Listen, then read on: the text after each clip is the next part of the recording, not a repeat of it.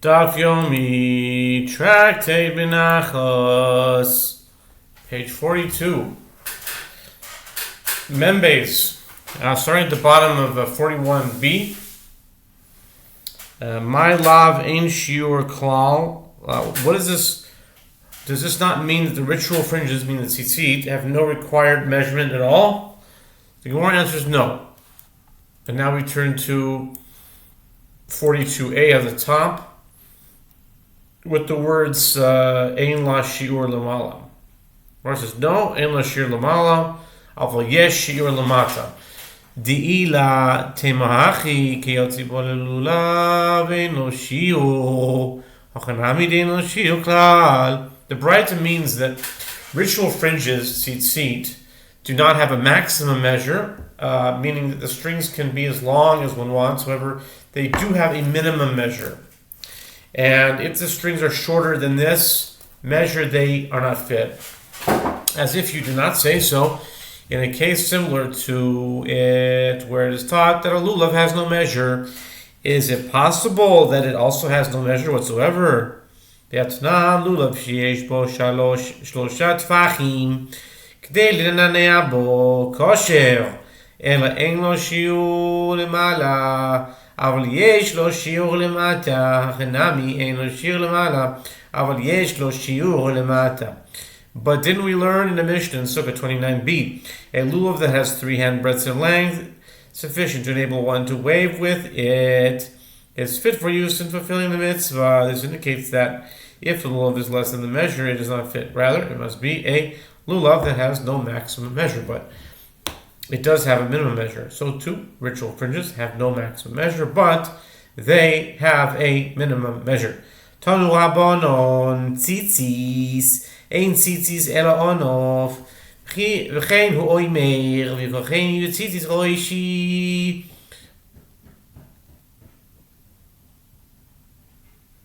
V'omer Abaye, v'tzorich, lefaroida, Ki tzutzito de aramoi. The sages taught in Braita, the verse states, and they prepare for themselves strings. Numbers 15:38. The term strings, tzitzit, means nothing other than strings that hang down enough. So it states, and so it states in the verse, I was taken by a lock of my head. Tzitzit. Roshi. Okay.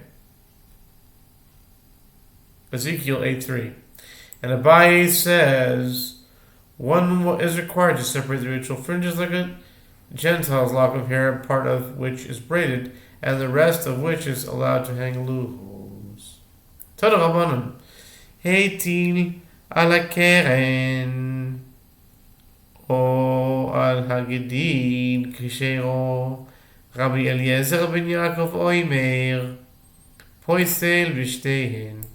The sages taught in Braita, if one affix the ritual fringes to the tip of the corner or to the border Gadil, they're fit. Rabbi Eliezer ben Yaakov disqualifies them in both cases.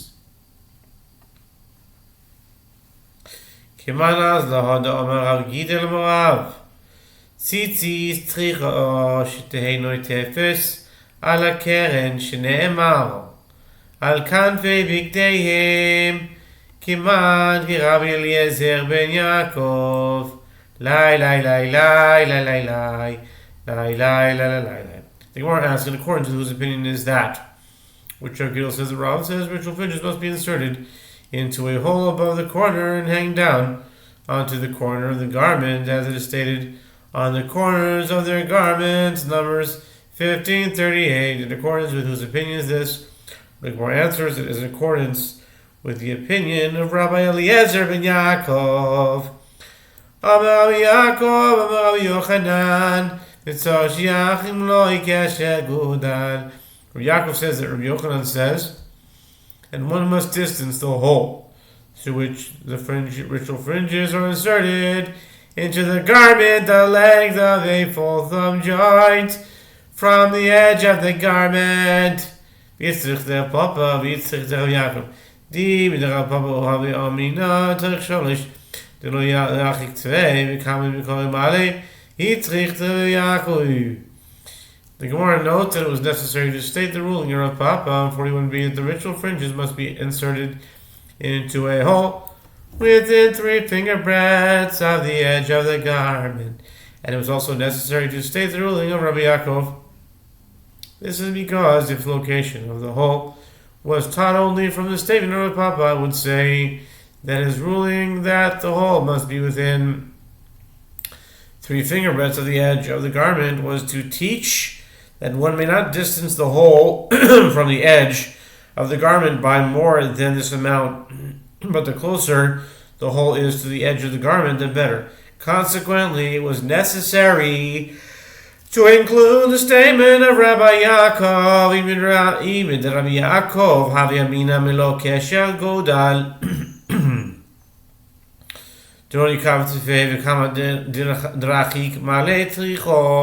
And if the location of the hole was taught only from the statement of Rabbi Yaakov, I would say that his ruling that it must be a full thumb joint away from the edge of the garment was to teach that one may not situate the hole closer than that to the edge of the garment, but the further he places it, the better. Therefore, both statements were necessary.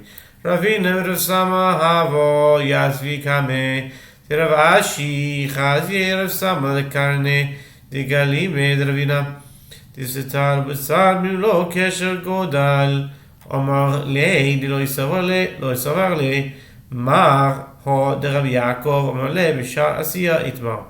The Gemara relates that Ravina and Rav Sama were sitting before Rav Ashi. Rav Sama saw that the corner of Ravina's cloak was torn, and therefore the hole through which the ritual fringes were inserted was less than the full length of a thumb joint from the edge of the garment.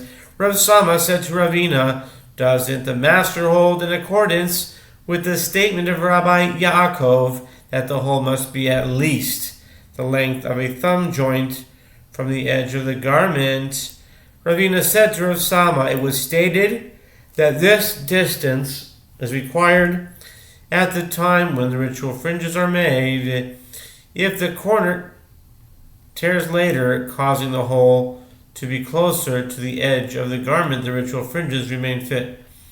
Ichsif Omer Rav Ashi lo titkef lach chad minayu kitrei minan. Rav Sama became embarrassed because he had asked his question based on a mistaken assumption.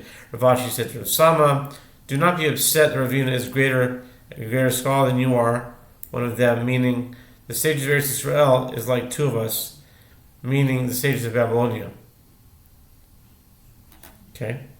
Rav Achabar Yaakov Rami Arba ve'ayef lehu me'af u'me'il lehu beglimo Yavek lehu meivak kasovar beinon tamonayo beglimo yehi lehevi gedilim. With regard to attaching ritual fringes to a garment, the Gemara relates that Rav Achabar Yaakov would affix 4 strings to the garment, and he would first fold them in half and then insert them at the point of the folds into the hole of the garment, so that on one side there were 8 strings, and on the other side there were 4 loops. He would then take the 8 strings and loop them through the 4 loops and pull them tight, thereby attaching them to the garment. The Gemara explains that he held that we require 8 strings when they are initially placed in the garment in order that there be twisted cord and twisted cords, Deuteronomy 22:12, meaning 4 double strings at the place, meaning at the time when he creates the loose hanging string. Rav Yehushua b'difti Ramim Temania Dinu Shit Asal Velo Avek Lehu Mar B'rei Ravina Kedidan. Rav Yehushua of Difti would affix 8 strings that are 16 strings after they are placed in the hole of the garment, and half of each string hangs down on each side, and he would not loop them as Rav Achim Yaakov did. Mar, the son of Ravina, would prepare ritual fringes like ours, placing 4 strings through the hole and allowing both ends of each string to hang down, thereby forming 8. Rav Nachman shechel Rav Ava Rav Mechute V'kom Yivarech Lasois Tzitzis Amalei Mai Tzitzi Dikol Shemano Hochim Rav Tzitzis Ein Tzricha Broche.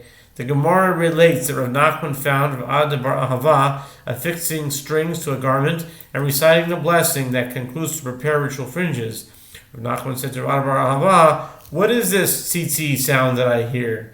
This is what Rav says. Ritual fringes do not require blessing when one attaches them to the garment. Kinach nafshi de Rav Huna al Rav Chizdo lemirmei de Rav Adarav umiyom Rav tzitzis ein tzorich broche v'hom Rav Yehuda Rav minan tzitzis begoy shi besura shneimar daber b'nei Yisrael v'asu lehem tzitzis. With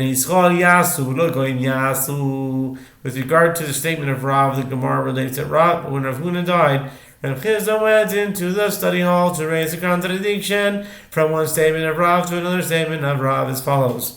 Did Rav actually say that ritual fringes do not require blessing when one attaches them to a garment? But doesn't Rav Yehuda say that Rav says, from where is it derived that ritual fringes attached by a Gentile recipient is derived from a verse that is to say to speak unto the children of Israel and command them that they prepare for themselves strings, Numbers 15:38. The sage is derived from here that the children of Israel shall prepare ritual strings, but the Gentiles shall not prepare ritual fringes. Hamai Umya Amar Yosef Kasav Achiza Kol Mitzvah Shekesher Begoy B'Yisrael in Tzarech Levarech Kol Mitzvah Shepsula Begoy B'Yisrael Tzarech Levarech.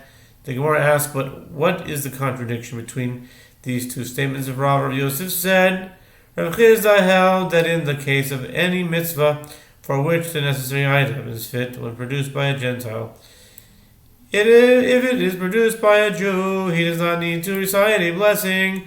Conversely, any mitzvah for which the necessary item is unfit when produced by a Gentile, it is produced by a Jew. If it is produced by a Jew, he needs to recite the blessing when he produces the item.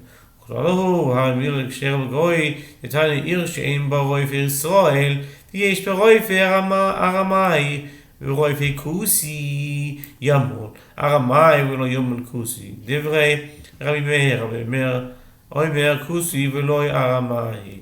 The Gemara asks, and is this established principle? What about the circumcision, which is valid, is performed by a Gentile, as is taught in Brighton, in a city where there is no Jewish physician, and in which there is an Aramean, a Gentile physician, meaning a Gentile physician, and a Samaritan physician. It is preferable that the Aramean circumcise the Jewish boys of the city, and the Samaritan not circumcise them. This is the statement right there. Yehuda says it is preferable that Samaritan circumcise the boys, and the Aramean not circumcise them. Nevertheless, all agree that a circumcision performed by a Gentile is valid. ובישראל צריך לברך המאמר המל אוימר ברוך אשר גישנו סויסו וציוונו על המילו.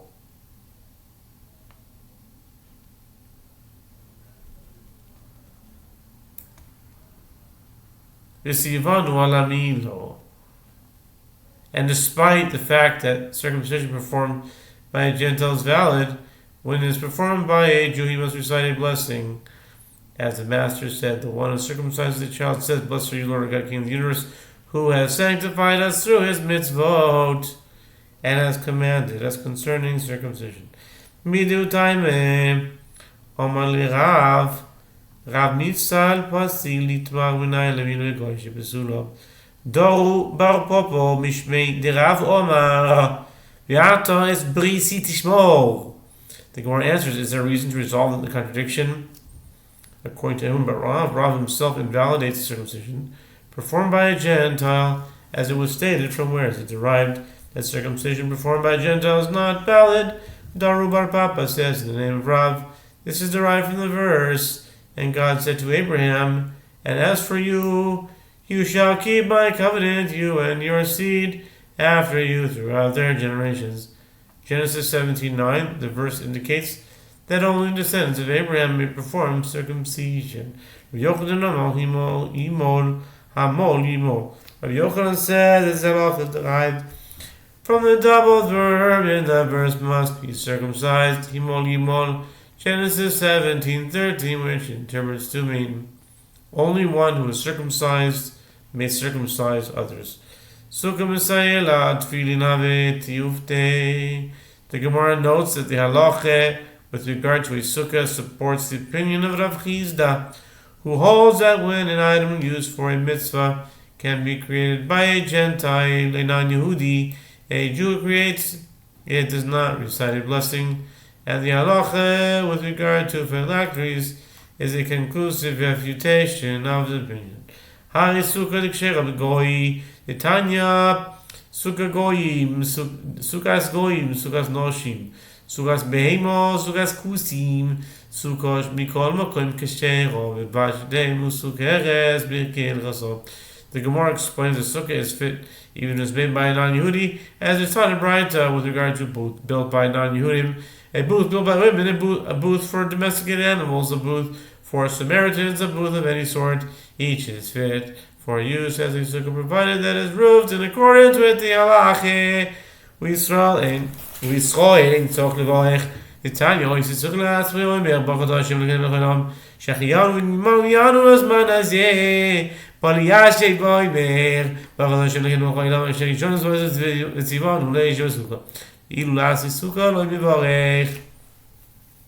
And if a sukkah was built by a Yehudi, he is not required to recite a blessing upon its construction, as is taught in Braita. One who constructs a sukkah from himself recites, "Blessed be you, Lord, our God, King of the universe, who has given us life, sustained us, and brought us to this time." When he comes to sit in the sukkah, he recites, "Blessed are you, Lord, our God, King of the universe, who has sanctified us through his mitzvot, and commanded us to reside in the sukkah." The Gemara notes that the Braisa indicates that he recites a blessing at the time of construction, whereas he does not recite a blessing, including the words to construct a sukkah, which confirms the opinion of Rav Chizda. Tan tefillin tiyufte, hare tefillin psulois begoy, the Tanya of Chanina bare de Rabbe. We'll turn to the page to 42b. Rave mipashrunie. Sefer Torah tefillin mezuzah shekechas von min kusi koi even isha v'kot v'yitzchol v'shumed besulin shneimar kshat v'ksavtam kol sheyeshnu kshira yeshnu v'ksiva kol sheyeshnu kshira yeshnu v'ksiva. Okay, by contrast, the halacha with regard to phylacteries is a conclusive refutation of Rav Chizda's opinion. Phylacteries are unfit when written by a non-Yehudi, as is taught by Rav Chinana, son of Rave, Rama of Pashrunia. That's not the regular, it's the Rava of Pashrunia. Sefer Torah Tefillin Mezuzah, right, a Pashrunia, a 42b now, top of the page. A Torah scroll, phylacteries, or mezuzot that were written by a heretic, a Samaritan, a non-Yehudi, a Canaanite slave, a woman, a minor, a Jewish apostate, a Meshumed, are unfit, as is stated, and you shall bind them for a sign on your arm, and you shall write them on the doorposts of your house. Deuteronomy 6:8-9. From this juxtaposition, one can derive the following: anyone who is included in the mitzvah of binding the phylacteries, meaning one who is both obligated and performing the mitzvah, is included in the class of people who may write Torah scrolls, phylacteries, and mezuzot. And anyone who is not included in the mitzvah of binding is not included in the class of people who may write sacred texts. Stop here and continue the next Amud, the next video.